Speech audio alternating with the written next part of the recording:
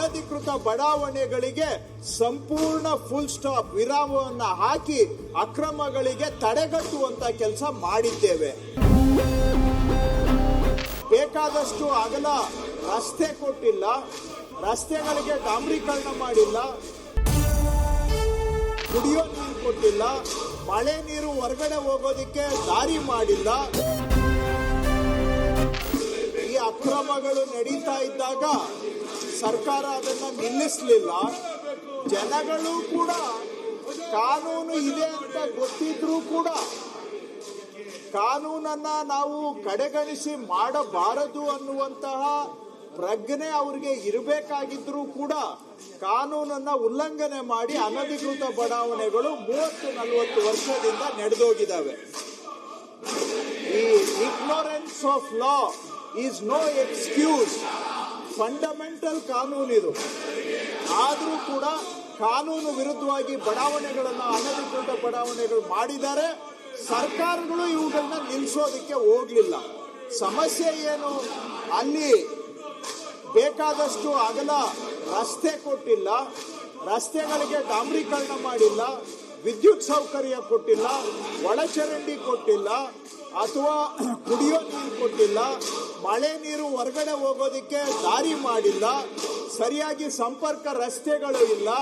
ಈ ತರ ಅವ್ಯವಸ್ಥೆಯ ಆಗರಗಳನ್ನು ನಿರ್ಮಾಣ ಮಾಡಿ ಆ ಮಾಲೀಕರಿಗೆ ಸರಿಯಾಗಿ ಆಸ್ತಿ ಮಾಲೀಕತ್ವನೂ ಸಿಗದಂತ ಪರಿಸ್ಥಿತಿಯಲ್ಲಿ ಲಕ್ಷಾಂತರ ನಿವೇಶನಗಳು ಈ ರೀತಿ ಆಗ್ಬಿಟ್ಟಿದ್ದಾವೆ ರಾಜ್ಯದಲ್ಲಿ 30-40 ವರ್ಷದಿಂದ. ಇದನ್ನ 2024ನೇ ವರ್ಷದಲ್ಲಿ ನಮ್ಮ ಸರ್ಕಾರ ಕಟುವಾದಂತ ನಿಲುವನ್ನು ತಗೊಂಡು ಈ ಅನಧಿಕೃತ ಬಡಾವಣೆಗಳಿಗೆ ಸಂಪೂರ್ಣ ಫುಲ್ ಸ್ಟಾಪ್ ವಿರಾಮವನ್ನು ಹಾಕಿ ಅಕ್ರಮಗಳಿಗೆ ತಡೆಗಟ್ಟುವಂತ ಕೆಲಸ ಮಾಡಿದ್ದೇವೆ.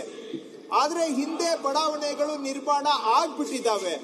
ಅವರಿಗೆ ಈಗ ಸರಿಯಾಗಿ ಬರೀ ಬಿ ಖಾತಾ ಅಷ್ಟೇ ನಾವು ಕೊಟ್ಟಿದ್ದೇವೆ. ಕಾನೂನಲ್ಲಿ ಅವರಿಗೆ ಖಾತಾ ಸಿಗೋದಿಕ್ಕೆ ಅವಕಾಶ ಇಲ್ಲ ಕಾನೂನಲ್ಲಿ.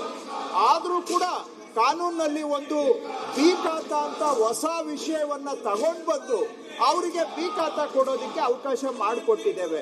ಈಗ ಬಿ ಖಾತಾ ಕೊಟ್ಟಿದ್ದೇವೆ. ಬಿ ಖಾತಾ ಕೊಟ್ಟರು ಕೂಡ ಅದು ಪಕ್ಕಾ ಖಾತಾ ಅಲ್ಲ. ಎ ಖಾತಾ ಕೊಟ್ಟರೆ ಅವರಿಗೆ ಅವಾಗ ಮಾಲೀಕತ್ವದ ದಾಖಲೆ ಬರೋಬ್ಬರಿ ಆಗುತ್ತದೆ, ಆ ಮಾಲೀಕತ್ವಕ್ಕೆ ಖಚಿತತೆ ಬರುತ್ತದೆ.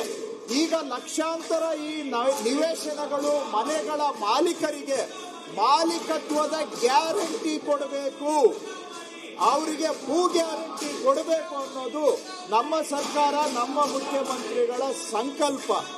ಅವರೆಲ್ಲರಿಗೂ ನಾವು ಭೂ ಗ್ಯಾರಂಟಿ ಕೊಡಬೇಕಾದ್ರೆ ಅವರಿಗೆ ಎ ಖಾತಾ ಮಾಡಿಕೊಡ್ಬೇಕು. ಬಿ ಖಾತಾ ಇದ್ರೆ ಸಾಕಾಗೋದಿಲ್ಲ. ಬಿ ಖಾತಾನು ಒಂದು ಮೇಜರ್ ಅನುಕೂಲ ಮಾಡಿಕೊಟ್ಟಿದ್ದೇವೆ. ಆದ್ರೆ ಅರ್ಧಕ್ಕೆ ಯಾಕೆ ನಿಲ್ಲಬೇಕು?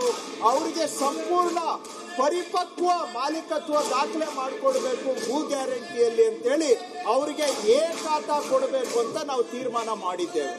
ಎ ಖಾತಾ ಕೊಡಬೇಕಾದ್ರೆ ಹಿಂದೆ ಅವರು ಮಾನದಂಡಗಳ ಪ್ರಕಾರ ಬಡಾವಣೆ ಮಾಡಿಲ್ಲ, ಸರಿಯಾದ ರಸ್ತೆ ಅಗಲ ಬಿಟ್ಟಿಲ್ಲ. ಆದ್ರೆ ಆಗೋಗಿದೆ. ಈಗ ಹೋಗಿ ನಾವು ಅದನ್ನ ಅಗಲ ಮಾಡಿ ಅಂದ್ರೆ ಅದು ಆಗದೆ ಇರೋ ಕೆಲಸ. ಆದ್ರೂ ಕೂಡ ಮಾಲೀಕತ್ವ ದಾಖಲೆ ಕೊಡಬೇಕು ಅಂದ್ರೆ ಅವರು ಎಷ್ಟು ಅಗಲ ರಸ್ತೆ ಬಿಟ್ಟಿದ್ದಾರೆ ಅದನ್ನೇ ನಾವು ಸಾರ್ವಜನಿಕ ರಸ್ತೆ ಅಂತ ಅಧಿಕೃತ ಘೋಷಣೆ ಮಾಡಿದ್ರೆ ಅದರ ಆಧಾರದ ಮೇಲೆ ಆ ಮಾಲೀಕರಿಗೆ ನಿವೇಶನಗಳಿಗೆ ಎ ಖಾತಾ ಕೊಡ್ಲಿಕ್ಕೆ ಸಾಧ್ಯ ಆಗುತ್ತೆ. ಎ ಖಾತಾ ಕೊಟ್ರೆ ನಾಳೆ ಅವ್ರಿಗೆ ಪ್ಲಾನ್ ಅಪ್ರೂವಲ್ ಸಿಗುತ್ತೆ, ಅಥವಾ ಅವ್ರಿಗೆ OC/CCಗೆ ಅವಕಾಶ ಆಗುತ್ತೆ, ಮತ್ತು ಬ್ಯಾಂಕ್ ಅಲ್ಲಿ ಸಾಲ ಸಿಗ್ತದೆ. ಆಸ್ತಿಗೆ 100ಕ್ಕೆ 100 ಪಕ್ಕಾ ದಾಖಲೆ ಅವ್ರಿಗೆ ಆಗ್ಬಿಡುತ್ತೆ. ಇದರಿಂದ ಲಕ್ಷಾಂತರ ನಿವೇಶನ ಮನೆಗಳ ಮಾಲೀಕರಿಗೆ ರಾಜ್ಯದಲ್ಲಿ ಅನುಕೂಲ ಆಗುತ್ತೆ. ಇದನ್ನ ಈಗಾಗಲೇ ನಾವು ಬೆಂಗಳೂರು ನಗರದಲ್ಲಿ ಮಾಡಿದ್ದೇವೆ. ಇದೇ ಕೆಲಸವನ್ನ ನಮ್ಮ ಮುಖ್ಯಮಂತ್ರಿಗಳು ಎಲ್ಲ ಮುನ್ಸಿಪಾಲಿಟಿಯಲ್ಲಿ, ಎಲ್ಲ ನಗರ ಪಾಲಿಕೆಗಳಲ್ಲಿ, ಎಲ್ಲ ಗ್ರಾಮ ಪಂಚಾಯಿತಿಯಲ್ಲಿ ಮಾಡಬೇಕು ಅಂತ ಸೂಚನೆ ಕೊಟ್ಟಿದ್ದಾರೆ. ಅವರ ಸೂಚನೆ ಇಲ್ಲೇ ಸರ್ಕಾರದ ಸಂಕಲ್ಪ ಭೂ ಗ್ಯಾರಂಟಿ ಲಾಭ ಪ್ರತಿಯೊಬ್ಬರಿಗೂ ಸಿಗಬೇಕು. ಹಾಗಂತೇಳಿ ಇನ್ನು ಮುಂದೆ ಅಕ್ರಮ ಆಗೋದಕ್ಕೆ ಸಂಪೂರ್ಣ ಕಡಿವಾಣ ಹಾಕಿದ್ದೇವೆ. ಇದು ಹಳೆ ಪಾಪಕ್ಕೆ ಒಂದು ಮಾರ್ಗ ಕೊಟ್ಟು ತ್ರಿಶಂಕುಯಿಂದ ಹೊರಗೆ ತೆಗೆದು ಭವಿಷ್ಯದಲ್ಲಿ ನೆಮ್ಮದಿಯಿಂದ ಜೀವನ ಮಾಡೋದಕ್ಕೆ ಒಂದು ಮಾರ್ಗವನ್ನ ಕೊಡ್ತಾ ಇದ್ದೇವೆ. ಸೊ ಈ ತಿದ್ದುಪಡಿ ಯಾಕೆ ತಂದಿದ್ದೀವಿ ಅಂದ್ರೆ ಅಲ್ಲಿ ಅವರು ಬಿಟ್ಟಿರ್ತಕ್ಕಂಥ ರಸ್ತೆಗಳನ್ನ ಸಾರ್ವಜನಿಕ ರಸ್ತೆ ಅಂತ ಘೋಷಣೆ ಮಾಡಲಿಕ್ಕೆ ಕಾನೂನಲ್ಲಿ ಅವಕಾಶ ಮಾಡ್ತಾ ಇದ್ದೇವೆ. ಈಗ ಏನಾಗಿದೆ, ಅದು ಸೇಲ್ ಡೀಡ್ ಮಾಡಿದಾಗ ಪೂರ್ವಕ್ಕೆ ರಸ್ತೆ, ಪಶ್ಚಿಮಕ್ಕೆ ರಸ್ತೆ ಅಂತ ತೋರಿಸಿದ್ದಾರೆ. ಆದ್ರೆ ಆ ಜಮೀನು ಇನ್ನ ಮೂಲ ಆ ಜಮೀನಿನ ಮಾಲೀಕರ ಹೆಸರಿನಲ್ಲೇ ಮುಂದುವರಿತಾ ಇದೆ.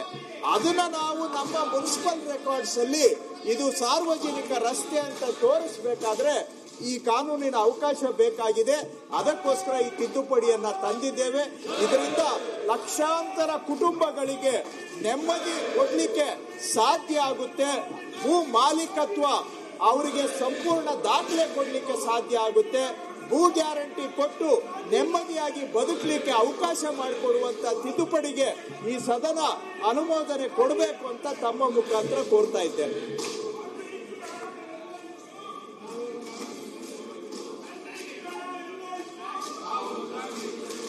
ಈಗ ವಿಧೇಯಕವನ್ನ ಖಂಡವಾಗಿ ಮತಕ್ಕೆ ಹಾಕುತ್ತೇನೆ. ಎರಡನೇ ಖಂಡವು ವಿಧೇಯಕದ ಅಂಗವಾಗಬೇಕು ಎನ್ನುವುದು ಸಭೆ ಮುಂದಿರುವ ವಿಷಯ. ಪ್ರಸ್ತಾವದ ಪರವಾಗಿರುವವರು ಹೌದು ಎಂದು ಸೂಚಿಸಬೇಕು. ಪ್ರಸ್ತಾವದ ವಿರೋಧಿ ಇರುವವರು ಇಲ್ಲ ಎಂದು ಸೂಚಿಸಬೇಕು. ಪ್ರಸ್ತಾವವು ಹೌದು ಎನ್ನುವರ ಪರವಾಗಿದೆ ಎಂದು ಭಾವಿಸುತ್ತೇನೆ. ಪ್ರಸ್ತಾವವು ಹೌದು ಎನ್ನುವರ ಪರವಾಗಿದೆ. ಪ್ರಸ್ತಾವಕ್ಕೆ ಒಪ್ಪಿಗೆ ದೊರಕಿದೆ. ಎರಡನೇ ಖಂಡವು ವಿಧೇಯಕದ ಅಂಗವಾಯಿತು. ಒಂದನೇ ಖಂಡ ಹೆಸರು ಮತ್ತು ಅವತರಣಿಕೆಯ ವಿಧೇಯಕದ ಭಾಗವಾಗಬೇಕೆಂಬುದು ಸಭೆಯ ಮುಂದಿರುವ ವಿಷಯ. ಪ್ರಸ್ತಾವದ ಪರವಾಗಿರುವವರು ಹೌದು ಎಂದು ಸೂಚಿಸಬೇಕು. ಪ್ರಸ್ತಾವದ ವಿರೋಧವಾಗಿರುವವರು ಇಲ್ಲೆಂದು ಸೂಚಿಸಬೇಕು. ಪ್ರಸ್ತಾವ ಹೌದು ಎನ್ನುವರ ಪರವಾಗಿದೆ ಎಂದು ಭಾವಿಸುತ್ತೇನೆ. ಪ್ರಸ್ತಾವವು ಹೌದು ಎನ್ನುವರ ಪರವಾಗಿದೆ. ಪ್ರಸ್ತಾವವು ಅಂಗೀಕರಿಸಲ್ಪಟ್ಟಿದೆ. ಒಂದನೇ ಖಂಡ ಹೆಸರು ಮತ್ತು ಅವತರಣಿಕೆ ವಿಧೇಯಕದ ಅಂಗವಾಗಿದೆ. ಮಾನ್ಯ ಸಚಿವರು, ಸದರಿ ವಿಧೇಯಕವನ್ನ ಅಂಗೀಕರಿಸಬೇಕೆಂದು ಸಭೆಯನ್ನು ಕೋರುತ್ತಿದ್ದೆ. ಪ್ರಸ್ತಾವವನ್ನು ಮಂಡಿಸಲಾಗಿದೆ. ಈಗ ಸಭೆಯ ಮತಕ್ಕೆ ಹಾಕುತ್ತೇನೆ. 2026ನೇ ಸಾಲಿನ ಕರ್ನಾಟಕ ನಗರ ಪಾಲಿಕೆಗಳ ತಿದ್ದುಪಡಿ ವಿಧೇಯಕವನ್ನು ಈ ಸಭೆಯು ಅಂಗೀಕರಿಸಬೇಕು. ಪ್ರಸ್ತಾವದ ಪರವಾಗಿರುವವರು ಹೌದು ಎಂದು ಸೂಚಿಸಬೇಕು. ಪ್ರಸ್ತಾವ ವಿರೋಧಿ ಇರುವವರು ಇಲ್ಲ ಎಂದು ಸೂಚಿಸಬೇಕು. ಪ್ರಸ್ತಾವವು ಹೌದು ಎನ್ನುವರ ಪರವಾಗಿದೆ ಎಂದು ಭಾವಿಸುತ್ತೇನೆ. ಪ್ರಸ್ತಾವವು ಹೌದು ಎನ್ನುವರ ಪರವಾಗಿದೆ. ಪ್ರಸ್ತಾವವು ಅಂಗೀಕರಿಸಲ್ಪಟ್ಟಿದೆ ಮತ್ತು ವಿಧೇಯಕಕ್ಕೆ ಅನುಮೋದನೆ ದೊರಕಿದೆ.